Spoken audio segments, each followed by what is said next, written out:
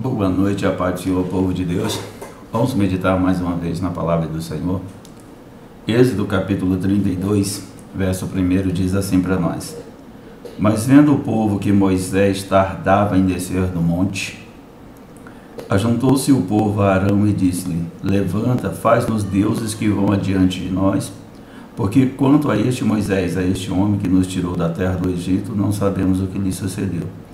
E Arão lhe disse: Arrancai os pendentes de ouro que estão nas orelhas de vossas mulheres e de vossos filhos e de vossas filhas e trazei-nos. Então todo o povo arrancou os pendentes de ouro que estavam nas suas orelhas e o trouxeram a Arão. E ele os tomou das suas mãos e formou o ouro com um buril e fez dele um bezerro de fundição. Então disseram: Estes são teus deuses, ó Israel, que te tiraram da terra do Egito. Esse texto que nós lemos aqui fala do momento em que o povo de Israel estava saindo do Egito, estava no deserto, e Moisés havia sido chamado pelo Senhor e foi até o monte, muitos conhecem a história, e que ali ele recebe então os 10 mandamentos. Moisés vai ficar por 40 dias sobre o monte. Acontece algumas coisas sobrenatural no monte. E lá embaixo, o povo começa a questionar a demora de Moisés. E eles dizem então: esse Moisés talvez tenha sido consumido. Talvez pensaram que Moisés deveria ter sido consumido. E eles então impelem a Arão para que faça para eles deuses. E aí me faz lembrar um momento da minha vida, quando eu era adolescente, em que eu assisti um filme muito antigo chamado Os 10 Mandamentos. E naquele filme eu lembro de um momento quando fizeram o bezerro de ouro, ou quando estavam arquitetando fazer o Deus, ou que se culminou no bezerro de ouro, que um dos personagens diz assim: faça Deus que nós possamos apalpá-lo. Ou seja, que nós possamos sentir, porque a fé daquele povo não estava na fé baseada em Hebreus capítulo 11, quando o Senhor diz que a fé é o firme fundamento das coisas que não se vê, mas das coisas que se esperam. E eles precisavam de algo palpável para que eles pudessem aguçar as suas fés. Hoje também, o momento que a igreja está vivendo, o contexto histórico que nós estamos vivendo, o contexto social que nós estamos vivendo também um momento em que nós estamos reconstruindo os nossos bezerros de ouro. Momento em que nós estamos trazendo novamente à tona, a nosso convívio, os nossos bezerros de ouro. E então me lembro agora do século XV, que fala que o teocentrismo estava sendo julgado pelo povo, estava sendo questionado, melhor a palavra para descrever, questionado pelo povo. E começa então um fenômeno chamado de humanismo, onde os líderes, então, questionando o teocentrismo, colocavam o homem como centro de todas as coisas. Surge então em 1517, ou melhor, surge antes disso, mas em 1483 ele nasce, mas em 1517 é o auge daquilo que nós podemos entender que foi Martinho Lutero, quando em outubro de 1517 ele cola nas portas de Wittenberg. Ele cola ali o que chamou de as 95 teses de Martinho Lutero. Nessas teses de Martinho Lutero, uma das duas coisas que ele criticava, e que ele criticou de uma forma muito veemente, foi a venda das indulgências, ou seja, salvação, a compra da salvação, e também que a igreja do momento, ela se intitulava como o caminho para a salvação, e ele dizia: não, a igreja não é o caminho para a salvação.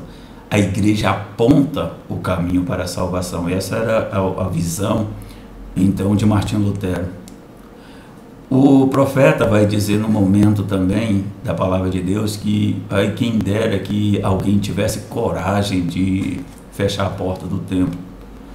Isaías vai dizer no primeiro capítulo, vai dizer assim, que Deus, aliás, fala o que Deus ordena, e Deus fala assim: quem foi que vos chamou aqui? Eu já não aguento mais a reunião de vocês.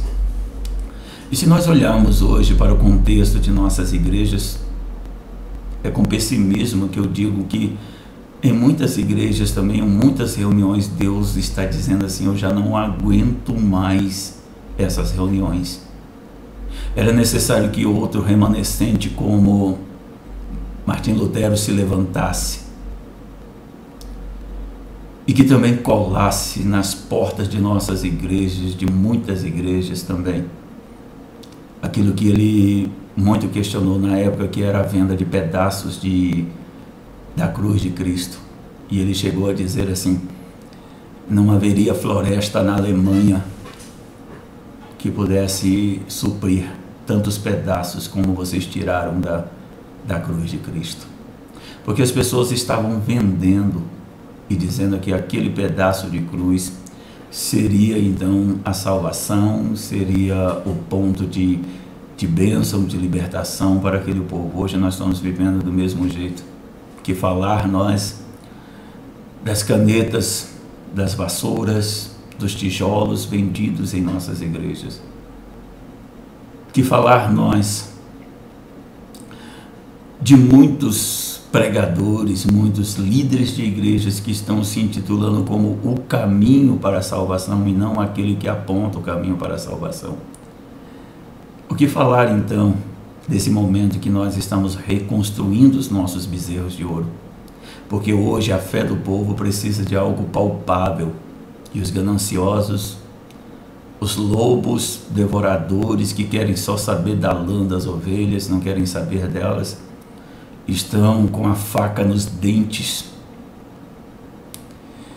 buscando cada vez mais arrancar a lã das ovelhas, tosquiá-las até o ponto de que elas não tenham mais nada, no afã de uma riqueza, de uma prosperidade que não foi aquilo que Deus nos chamou. Não que Deus não tenha prosperidade para nossas vidas, não que Deus não tenha bênçãos. Eu tenho vivido a prosperidade de Deus, eu tenho vivido as bênçãos do Senhor, eu tenho vivido a graça de Deus na minha vida, não é isso?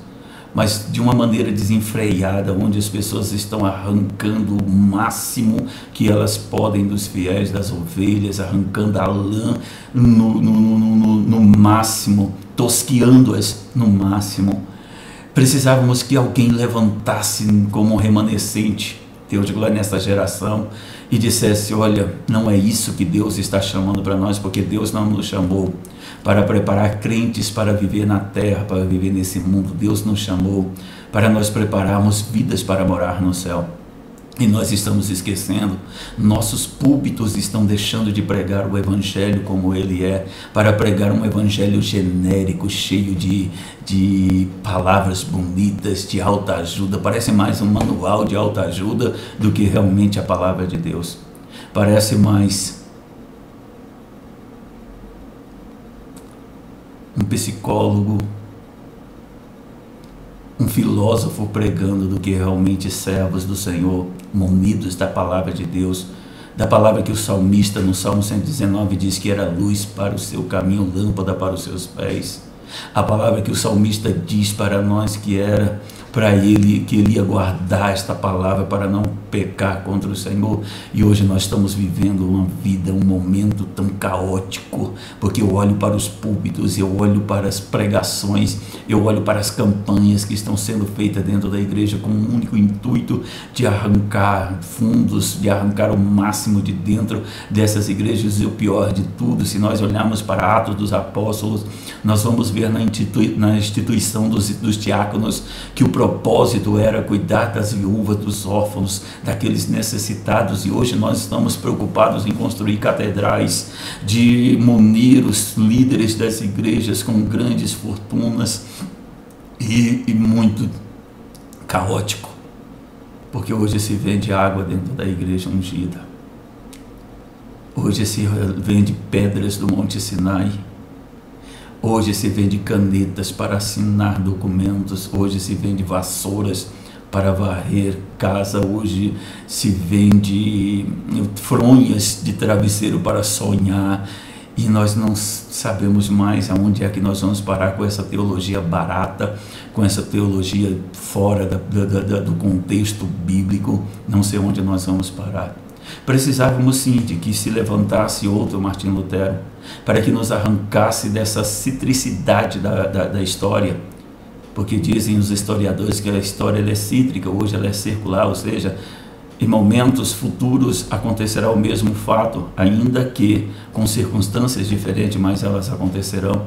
E hoje nós estamos vivendo o momento da construção do bezerro de ouro, aonde nós queremos as coisas palpáveis para instigar a nossa fé, para que nós possamos crer que há um Deus que pode fazer alguma coisa por nós, sendo que a fé nos orienta. Porque Jó, quando tudo aconteceu com ele, que Deus manda ele orar pelos seus amigos e que ele começa a mudar, que Deus vai mudar a história da sua vida, Deus fala para ele, Deus de glória, que o último estágio de Jó foi muito mais abençoado do que o primeiro, mas o que me chama a atenção é que Jó falou assim: eu conhecia Deus apenas de ouvir falar, mas hoje eu conheço Ele por vista. Porque os momentos de dificuldade que nós enfrentamos nos faz ter intimidade com Deus. Os momentos que nós enfrentamos faz com que nós encontremos com o Senhor, não que nós tenhamos que viver o tempo todo no sofrimento para ter um encontro com o Senhor, mas como dizia uma música, o deserto é a escola do Senhor, é no deserto que nós passamos e aprendemos a conviver com Deus, aprendemos a viver na dependência dEle. Mas nós estamos vivendo então este momento em que nós estamos reconstruindo os nossos bezerros de ouro, porque queremos algo palpável, porque queremos justificar as nossas fé. E me desculpe as pessoas que ouvirão essa mensagem, mas como teólogo, como estudante da palavra de Deus, eu tenho sentido meu coração tão abatido, eu tenho sentido meu coração tão apertado, apesar que a Bíblia nos orienta e fala isso. Quando Paulo escreve a Timóteo, ele vai dizer: Paulo, conjuro-te que pregues a palavra e enches a tempo e fora de tempo, que pregue, redáguas, repreenda com toda longanimidade, porque chegará um momento em que muitos não suportarão a sã doutrina, mas tendo colseira nos ouvidos, amontoarão para si doutores conforme a sua própria consciência, desviando da verdade, dando ouvidos às fábulas. Mas Paulo orienta Timóteo dizendo: mas você, Timóteo, se sobre em tudo, sofre as aflições, cumpre a obra de um evangelista. Que nós também possamos viver este momento sabendo que nós temos um compromisso com Deus. Quem deveria orientar o povo e dizer: não façamos um bezerro de ouro, não precisamos de Deus, era Arão, porque ele era o sacerdote, era um levita. Nós hoje somos os sacerdotes de Deus, nós somos o apóstolo da atualidade, nós somos os discípulos de Cristo da atualidade, comissionados pelo Senhor para pregar a sua palavra, e a responsabilidade de nossos púlpitos está sobre os nossos ombros para pregar aquilo que é a realidade, aquilo que é a palavra de Deus, aquilo que edifica, aquilo que transforma a vida. E não deixemos as nossas igrejas se tornarem um altar de Baal, um altar de deuses estranhos, um bezerro de ouro prostrado sobre os nossos altares, mas que preguemos a palavra do Senhor com toda a longanimidade e doutrina, suportando as aflições que virão, sim, as perseguições que virão, e talvez até o esvaziamento de nossas igrejas, mas crendo que Deus nos honrará, que Deus cumprirá seu propósito sobre as nossas vidas, e que permanecemos então dentro da verdadeira e da palavra real que Deus tem transmitido às nossas vidas, que Deus tem preparado para nós. Não deixa o teu púlpito, homem de Deus, não deixa a tua igreja, pastor, ser alcançada por novos bezerros de ouro. Mergulhe na palavra de Deus, entre na palavra de Deus, faça da palavra do Senhor, Deus de glória, o teu instrumento de trabalho. Você não precisa de coisas paliativas para conquistar almas para o reino do céu. Você precisa sim, é de mergulhar na palavra de Deus e sentir a palavra de Deus fluindo na tua vida. Eu tive um professor na faculdade e ele diz assim: olha, que a maior pregação que nós podemos fazer é quando nós pregamos com vida. é quando nós pregamos com convicção, com conhecimento da palavra, porque o nosso povo, o povo de Deus, as ovelhas que Deus nos deu para nós cuidarmos dela, estão sofrendo, e como a palavra do Senhor diz que a nação de Israel estava sofrendo porque lhe faltava conhecimento, nossas ovelhas estão morrendo por falta de pastagem, assim como diz lá no livro de Ruth que houve fome em Judá, em Belém, houve fome, então por isso o povo foram para Moabe. Duas coisas interessantes: Belém em hebraico quer dizer casa de pão, Moabe quer dizer lugar de idolatria. Quando na igreja não se encontra uma palavra real, uma palavra verdadeira, nós nos prostramos diante da idolatria. Onde havia necessidade de ter uma palavra real, de um homem com convicção do Deus que ele servia, que era Arão, para dizer para o povo: não façamos, não vamos fazer deuses estranhos, não, porque nós temos um Deus real que pode mudar a história de nossas vidas. O Deus que nos tirou da terra do Egito e nos trouxe até aqui, é este que nos conduzirá à terra prometida. E eu digo para você, você não precisa de paliativos para levar o povo até a presença do Senhor, você não precisa de paliativos para levar o povo até a terra prometida do Senhor, você precisa unicamente da palavra de Deus fluindo dos teus lábios, para que os corações se inflamem por esta palavra. Deus de glória, que esse coração inflamado por esta palavra conduza vidas à presença real do Senhor. Bezerros de ouro não são cabíveis dentro de nossa igreja, não são cabíveis sobre o nosso púlpito. Não precisamos de nada palpável para aguçar a fé do povo, nós precisamos da palavra de Deus, porque a própria palavra do Senhor diz que a fé ela virá pelo ouvir, e ouvir a palavra de Deus. É a palavra do Senhor real, é a palavra do Senhor que hoje é de fluir na sua vida. Eu fico com vergonha quando nós encontrarmos com nossos irmãos de 1912, por exemplo, quando a igreja, a Assembleia de Deus nasce. Talvez os irmãos iam olhar para nós hoje e dizer: vocês estão desviados, vocês estão afastados do caminho do Senhor, porque Deus de glória e idolatria tem entrado dentro de nossas igrejas.